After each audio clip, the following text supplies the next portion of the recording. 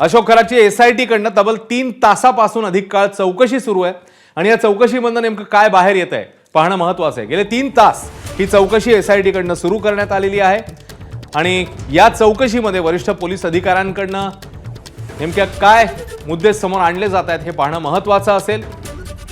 एक एक गोष्टी दिवसागणिक आपल्याला समोर येताना बघायला मिळतात आणि याच पार्श्वभूमीवर आता ही चौकशी देखील फार महत्त्वाची। कॅप्टन खरातकडनं जबाब देणं सुरू आहे अशी माहिती सध्या समोर येते। या जबाबात नेमके कोणकोणते मुद्दे कोणकोणत्या गोष्टी उघड होत आहेत पाहणं महत्त्वाचं असेल।